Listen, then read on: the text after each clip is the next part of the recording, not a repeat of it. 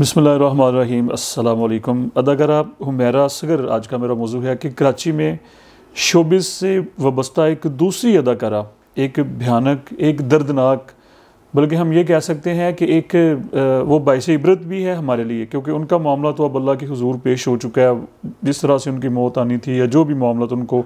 पेश आने थे या इश्यूज़ आने थे, ये हमारे लिए इबरत का मुकाम है। क्योंकि अल्लाह ताला से हर लफ्ज़ की अदायगी से पहले, हर बात करने से पहले हमें अल्लाह ताला से डरना चाहिए कि हमारी आखिरत जो है, हमारी मौत जो है वो आसान होनी चाहिए। लेकिन बहरहाल ये बड़ी एक इबरतनाक और बड़ी खौफनाक मौत दूसरी, पहले हालिया कोई 1-2 महीने पहले आयशा खान की जो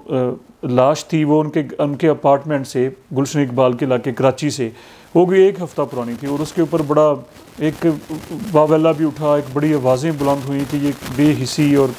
लापरवाही और ये रिश्ते किस तरह से हमारे ब्रेक हो रहे हैं, एक दूसरे का हम ख्याल नहीं रख रहे, हम यूरोप को भी पीछे छोड़ते चले जा रहे हैं। वो 1 हफ़्ता, लेकिन यहाँ पर तो इंतहाई हो गई है। यहाँ पर तो अब अल्फाज भी हमें कम पड़ते नज़र आ रहे हैं, हमारी बातें हमें कम पड़ती नज़र आ रही हैं। क्योंकि ये जहाँ तक मैं ये समझता हूँ या जानता हूँ, या आप लोग भी ज़रा इसको देखें कि पाकिस्तान की तारीख़ में ऐसा ये शायद पहला वाक़या है कि अपार्टमेंट में कोई 5 से 6 माह पुरानी लाश, यानी कि एक इंसान की मौत की 5-6 माह पहले हो चुकी है और अब वो पता चल रहा है। अब मैं थोड़ी सी डिटेल आप लोगों के सामने रखना चाहता हूँ कि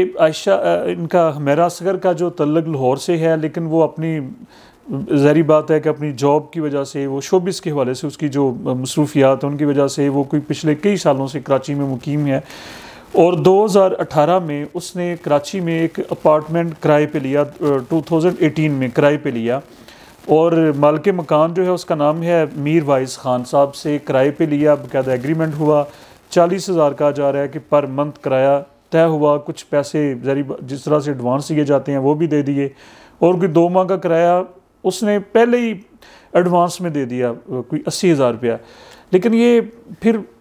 चंद ही माह के बाद, यानी कि कोई 1-2 महीनों के बाद, मालिक मकान के साथ उसका ना जाने किस वजह से तनाज़ा शुरू हो गया।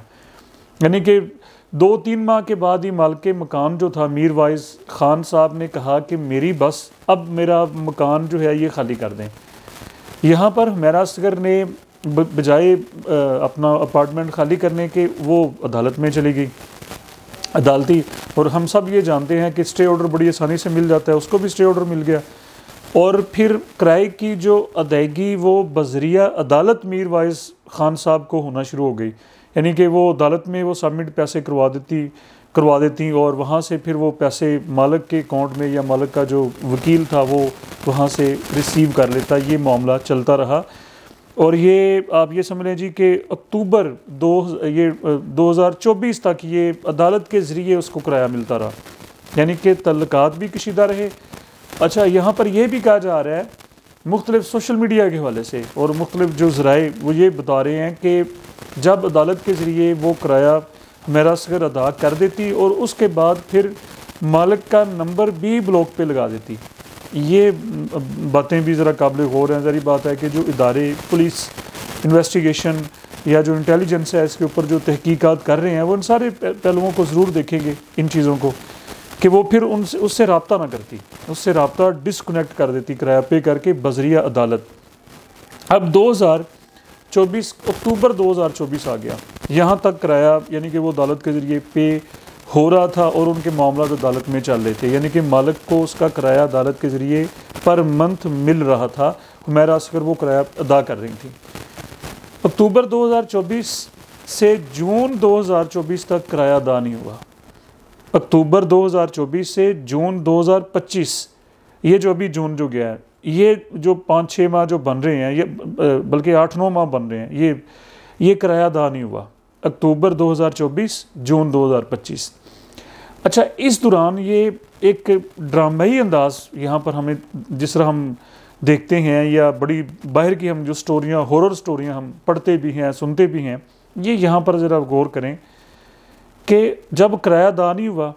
रब्ता भी कोई नहीं किया हुमैरा असगर ने, तो अदालत ने अदालती अमले के ज़रिए समन भेजना शुरू कर दिए जिस अपार्टमेंट में वो रहती थी। अब सोशल मीडिया पे तस्वीरें देखें, वो समन बाकायदा चिस्पा करके वो एहलकार जा रहे हैं, वहाँ पर लगा के नोटिस उस अपार्टमेंट के मेन दरवाजे के ऊपर वो नोटिस चिस्पा करके जा रहे हैं,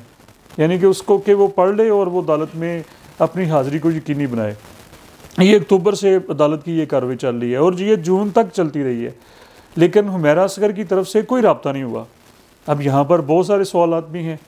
कि क्या उसके मोबाइल फ़ोन को चेक नहीं किया गया, क्या उसके मोबाइल फ़ोन के ज़रिए रब्ता करने की कोशिश नहीं की गई,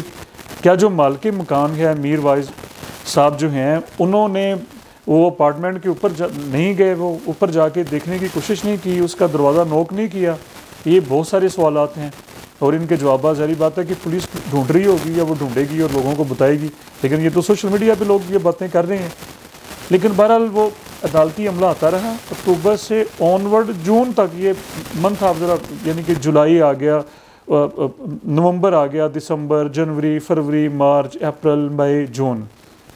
कोई आंसर नहीं आया। यानी कि वो जितने भी समन्स उसको वहाँ पर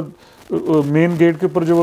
लगा के जाते रहे हैं नोटिस वगैरह, उनका कोई आंसर नहीं आया। अदालत को कोई ना ही कराया गया है और ना ही उसकी तरफ से कोई आंसर गया, वहाँ पर कोई कुछ नहीं हुआ, ये गैप आ गया। अब ये जुलाई में आके अदालत ने बजरिया पुलिस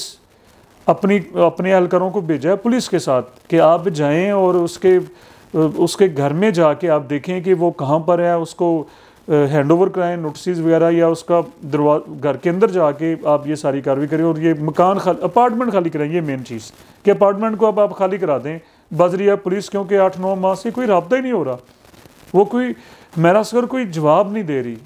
कोई अदालत को किराया पे नहीं कर रही,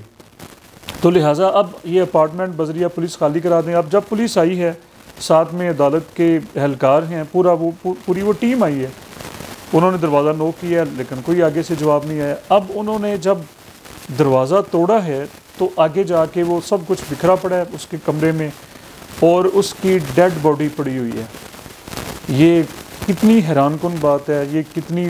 दर्दनाक इसको कहते जाएं, इबरतनाक कहते जाएं कि ऐसी खौफ की स्टोरी, मैं जिस तरह से कह रहा हूँ कि ये दुनिया में ऐसी कोई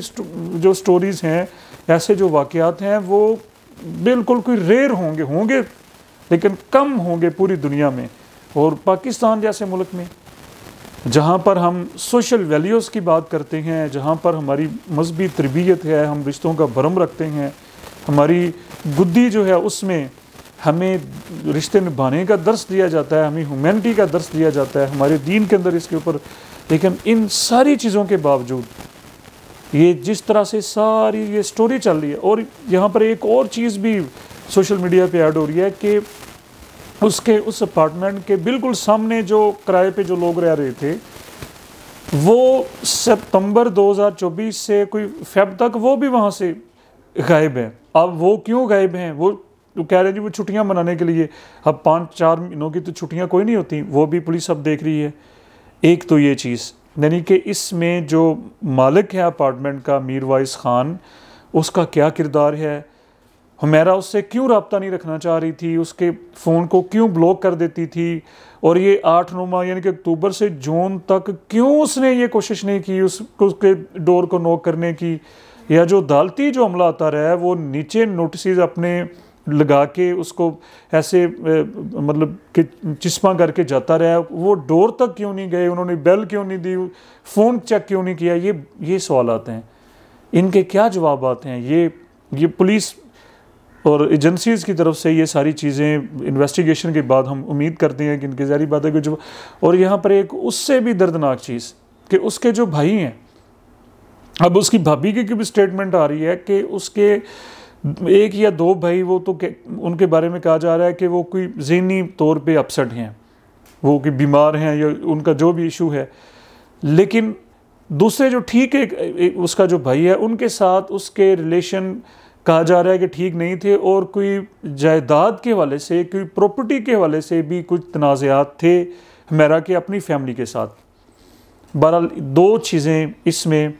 एक तो ये भी कहा जा रहा है कि कोई ड्रग्स वहाँ से नहीं मिले, यानी कि कोई ड्रग्स की कोई ओवरडोज अगर उसने ली हो, जिस तरह से जो नशे चल रहे हैं आइस वगैरह या जो भी इस वक्त चल रहे हैं, लेकिन वो कोई वहाँ पर शवाहिद ऐसे नहीं मिले कि जो उसने कोई ड्रग्स वगैरह लिए हों। दूसरी उसने जो उसकी तबई मौत भी नहीं है, ये भी हाँ, यानी कि ड्रग्स भी उसने नहीं लिए और उसकी तबई मौत भी कोई हार्ट अटैक या कोई इस तरह से, तो फिर बाकी क्या बचता है कि या तो उसने खुदकुशी की है या फिर उसकी मौत में कोई और इन्वॉल्व है, ये मर्डर है। तो बहरहाल 8 या 9 माह एक इंसान मुर्दा हालत में अपने अपार्टमेंट में पड़ा रहे और उसकी फैमिली या उसके जो नेबर्स हैं, उसके हमसाए या मालिक मकान या अदालत की तरफ से कोई उसको ना पूछे। यानी कि यहाँ पर सिर्फ उनको किराया चाहिए, फैमिली को जायदाद चाहिए। वो कह रहे हैं कि जी हमें जायदाद से गर्ज है, हमें इससे कोई, तो ये एक हम कहाँ पर निकल चुके हैं, यानी कि हम किस, हमारी डायरेक्शन क्या हो चुकी है। ये इस जिस तरह से मैंने कहा कि वो तो जो उसने ज़िंदगी अपनी भुगतनी थी वो तो भुगत चुकी है, या उसने जो सज़ा काटनी थी वो तो, यानी कि तन्हाई की मौत, बेयारो मददगार। हम ज़रा इमेजिन करें कि जब उसको मौत आई होगी उसके पास कोई नहीं है। हम दुआएं मांगते हैं कि हमें मौत अपनों में आए, हमें अपने कोई पूछने वाले हों, लेकिन वो अपने ही मुल्क में, अपने ही शहर में,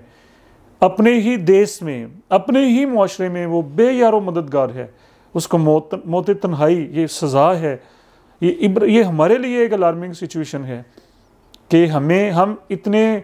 मटीरियलिस्टिक हो चुके हैं। हमने सरकार दो आलम सल्लल्लाहु अलैहि वसल्लम की ज़िंदगी को छोड़ के, जिनके हम मानने वाले हैं, जिनके हम चाहने वाले हैं, जिनके हम नाम लेवा हैं,